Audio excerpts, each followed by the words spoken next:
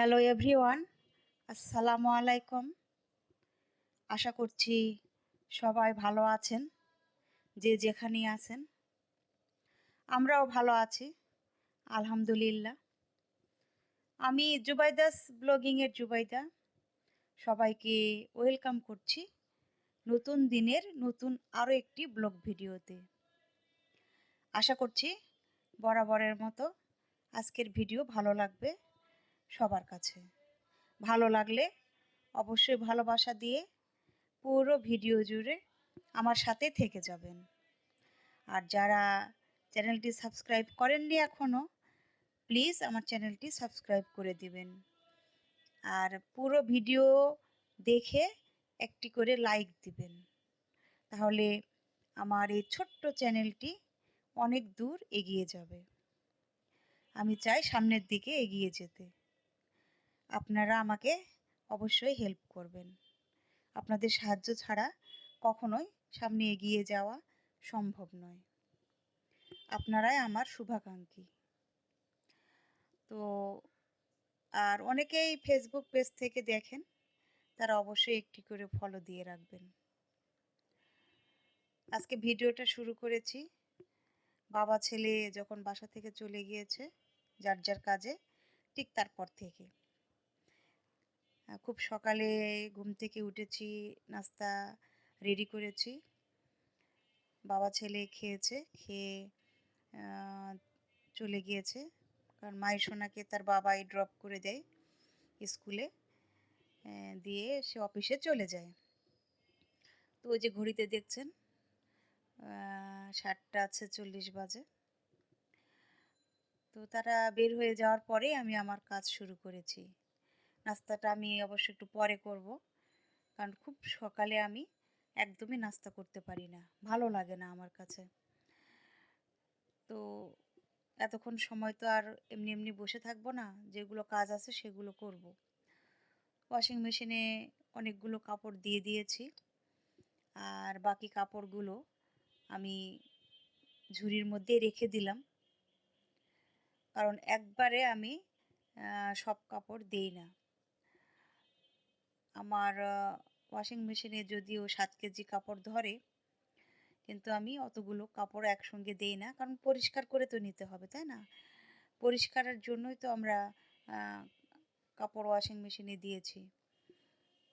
তো এই জন্য আমি পরিমাণে একটু কম দিই, যাতে খুব ভালোভাবে পরিষ্কারটা হয়। তো বাকিগুলো রেখে দিয়েছি, বাকিগুলো আবার হয়তো আগামীকাল বা তার পরের দিন এরকমভাবে দিয়ে দিব। কাপড় অবশ্য আমি সেভাবে জমিয়ে রাখি না। অনেক সময় ছোট ছোট যেগুলো কাপড় চোপড় মানে হাতেই ধোয়া যাবে এরকম টাইপের, তো ওগুলো কাপড় আমি সাধারণত হাতেই ধুয়ে ফেলি। সব কাপড় ওয়াশিং মেশিনে দিই না। তো কাপড়ও তো ওয়াশিং মেশিনে দিয়েছি, আর আমি বাকি কাজগুলো করে নিব আস্তে আস্তে। এগুলো কাজ আমার প্রতিদিনই আমি এই কাজগুলো করে থাকি। কখনো শেয়ার করি, কখনো করি না, এই আর কি। তো বিছানাটা গুছিয়ে নিলাম। বিছানায় দেখছেন যে 2 রকমের বালিশের কভার। আসলে এখানে আরও 3-4টা বালিশ আছে। এপাশ ওপাশ অনেক পাশেই বালিশ ব্যবহার করে। আর এই যে কাঁথাগুলো গুছিয়ে নিচ্ছি, দেখে মনে হচ্ছে যে হালকা হালকা শীত পড়েছে, এরকম টাইপের একটা অবস্থা, তাই না? কিন্তু আসলে তা নয়। ঘরে এসি চলে তো, এই কারণে কাঁথাগুলো সবসময় আমার পায়ের নিচে রেখে দিতে হয়, কারণ যখনই একটু ঠান্ডা লেগে যায় তখনই যাতে টান দিয়ে নিতে পারি, এরকম একটা অবস্থা। তো এই আর কি, ঘরবাড়ি গুছিয়ে নিলাম, ঝাড়ু দিয়ে নিলাম, আর ফুল গাছে পানি দিয়ে নিচ্ছি, কারণ আমার একটাই বারান্দা, কারণ এখানে কাপড় শুকাতে দিতে হবে। এই জন্য আমি খুব বেশি টব রাখতে পারি না, এই যতটুকু পেরেছি রেখেছি আর কি। আর পাতাগুলো কেমন একটু মানে নোংরা হয়ে যাচ্ছে ধুলোবালি পড়ে, কারণ ধুলোবালিকে তো আর দাওয়াত দিতে হয় না, এরা দাওয়াত ছাড়াই চলে আসে, দাওয়াত ছাড়াই মেহমান বলতে পারেন। তো এদেরকে একটু পরিষ্কার করে নিচ্ছি। একটু পানি দিয়ে দিলাম গাছের পাতায় সুন্দর করে। দেখেন কি অবস্থা বারান্দার। পানি একদম মানে সেই মানে পানিতে একদম টইটুম্বুর হয়ে গিয়েছে। পানি একদম আ মানে চলে আসছে আরকি। তো যাই হোক পানি দেওয়া হয়ে গিয়েছে। আর এদিকে আমার আ ওয়াশিং মেশিনে কাপড়ও ধোয়া হয়ে গিয়েছে। তো এখন আমি এগুলো শুকাতে দেব। ওয়াশিং মেশিন থাকাতে আসলে অনেক বেশি উপকার হয়েছে আমার। কারণ আমার তো হেল্পিং হ্যান্ড নেই। এই কারণে আমি ওয়াশিং মেশিনকে হেল্পিং হ্যান্ড মনে করি। কারণ এই কাপড়গুলো মানে কিছু, কিছু ভারী কাপড় আছে যেমন জিন্স প্যান্ট, বেডশিট, পর্দা এগুলো আসলে হাতে ধোয়াটা খুবই কষ্ট হয়ে যায়। কাঁথা, আমাদের তো সবসময় কাঁথা লাগে দেখালাম। তো এই কাঁথাগুলো তো মানে ধোয়ার প্রয়োজন আছে, তাই না?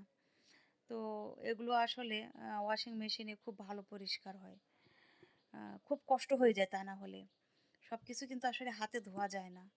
নরমাল বাসায় পরা কাপড়-চোপড় এগুলো কিন্তু ডে বাই ডে আমরা ধুয়েই নিই।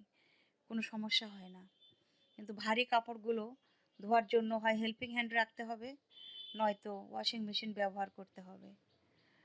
তো ওয়াশিং মেশিনটা আসলে আমার কি বলবো শুভাকাঙ্ক্ষী ছাড়া আর কি বলা যাবে? আমি মানে খুবই লাকি। আমার হাসব্যান্ডকেও আমি ধন্যবাদ দেই। যে এত বড় একটা মানে কষ্টের কাজ থেকে সে আমাকে রিলিভ করেছে আরকি। অনেক কষ্ট। কাপড় ধোয়া কাজটা আসলে অনেকই কষ্ট। আর অন্যান্য কাজগুলো তো আ আমিই করি। কারণ আমার হেল্পিং হ্যান্ড নেই। শুধু কাপড় ধোয়ার ক্ষেত্রে নয়, কোনো কাজের জন্যই আমি হেল্পিং হ্যান্ড রাখি না। আ আমি মানে আস্তে, আস্তে সব কাজই নিজের মতো করে নিই। যখন যেটা ভালো লাগে তখন সেভাবেই আমি কাজ করে নিই। প্রেশার দিয়ে আমি কখনোই কোনো কাজ করি না। আমার যখন সুবিধা মনে হয়, যখন আমার শরীর ভালো লাগে, তখন আমি আমার মতো করে কাজ করে নিই। এতে কাজ করতেও সুবিধা হয়। আর মানে মনের আনন্দে আর কি কাজ করা যায়। মনে আনন্দ না থাকলে দেখবেন যে কোনো কাজই করতে ভালো লাগে না। সেটা কাপড় ধোয়া হোক, রান্না-বান্না করা হোক, ঘর গোছানো হোক, এটসেট্রা যে কাজই হোক না কেন। তো আসলে প্রতিটা কাজেই মনের আনন্দ থাকতে হবে। সংসারটা আসলে ২ জনের সংসার। ২ জনকেই এখানে মনের আনন্দেই কাজ করতে হয়। কারণ সে তো অফিসে যায়। অফিসে তো যেয়ে তাকে কাজ করতে হয়, তাই না? অফিস তো আর এমনি, এমনি টাকা দেয় না। তো সেখানেও একটা আনন্দ ফুর্তি থাকে। এম মনের আনন্দে সে কাজ করতে পারে জন্যই তো ও সে সেখানে কাজ করে। আমি বাসায় মনের আনন্দ নিয়ে কাজ করি। এজন্য আমি সব কাজগুলো কিন্তু সুন্দর মতো গোছাই। এটাই নিয়ম। বাচ্চারা যখন স্কুলে যায়, সেখানে অনেক ফ্রেন্ড সার্কেল থাকে। ক্লাস করে, আনন্দ করে। তো যার, যার জায়গাতে সে আরকি। তো সবকিছুতে আসলে আমরা যদি আনন্দ খুঁজে নিই, তাহলে কিন্তু আমাদের আর কোনো কষ্টই থাকে না। এটা সম্পূর্ণ নিজের মনের উপর নির্ভর। আর যদি আমরা মনে করি যে সবকিছুই প্যারা, সবকিছুই কষ্ট, তাহলে আসলে কোনো কাজই করতে ভালো লাগবে না। সেটা অফিস আদালত হোক বা বাসাবাড়ি হোক বা স্কুল কলেজ হোক, যেটাই হোক না কেন। সব কাজই আনন্দ নিয়ে করতে হবে।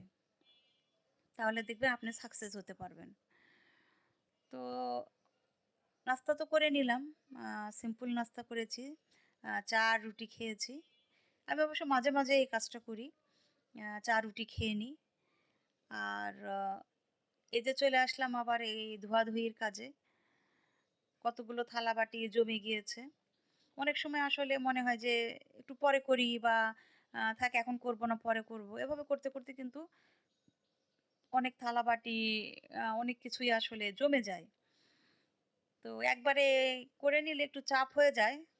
আবার মনে হয় যে থাক একবারেই করে নিই এরকম আরকি। বললাম না যে আমার যখন যেরকম সুবিধা হয় তখন আমি সেভাবে কিন্তু কাজগুলো করি। তো থালাবাটিগুলো সুন্দর করে মেজে নিয়েছি। নেওয়ার পরে এখন ধুয়ে নিচ্ছি। আর যেহেতু আমি বাজারে যাব, এজন্য আমি মোটামুটি এই কাজগুলো করে নিচ্ছি। কারণ অ্যা মাছ-মাংস, তরি-তরকারি যেটাই নিয়ে আসি না কেন, সেগুলো তো কেটে ধুয়ে রান্না করতে হবে, তাই না? তো যদি সিঙ্কের মধ্যে এতগুলো জিনিস থাকে, তাহলে এসে তো আবার ধুতে হবে, তারপরে বাজার গুছিয়ে এগুলো করতে হবে।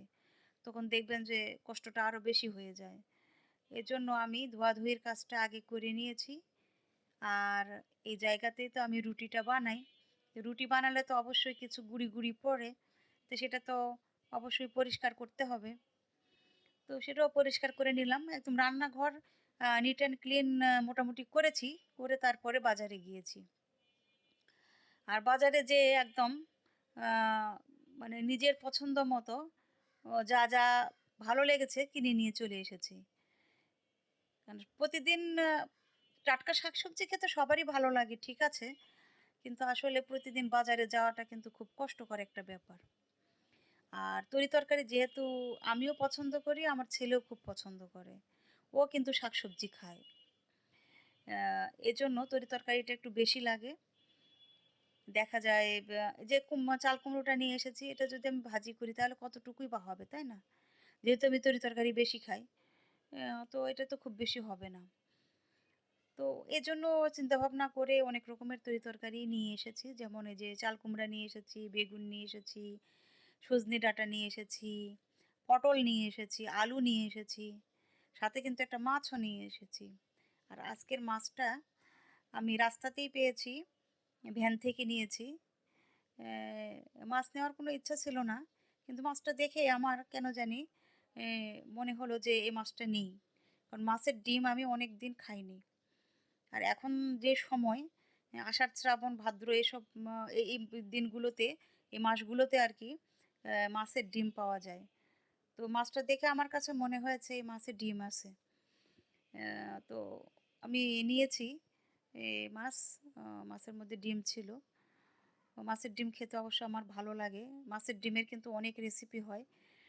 অনেক মজার রেসিপি আছে। যখন করব তো তখন আমি আপনাদের সাথে অবশ্যই শেয়ার করব। তো এই আরকি তরিতরকারিগুলো সব বের করে নিলাম সুন্দর করে। এখন যেগুলো রান্না করব সেগুলো তো কেটে নিব। আর বাকিগুলো তো অবশ্যই আমি ফ্রিজে রেখে দেব। আর মাছ তো কেটে দেয়নি, জাস্ট উপরের আঁইশটা পরিষ্কার করে দিয়েছে। আর খুব ভালো আমি মাছ কাটতেও পারি না। কারণ মাছ তো আমার কাটার কখনো প্রয়োজন হয় না। আমি বাজার থেকে যখন মাছ নিয়ে আসি, তখন সবসময় কেটেই নিয়ে আসি। কিন্তু এটা ভ্যানের উপরে উনি যে কেটে দিবেন না, এটা আসলে আমার মাথাতেই ছিল না। আর তার সাথে আমি ২ রকমের শাকও কিন্তু নিয়ে এসেছি।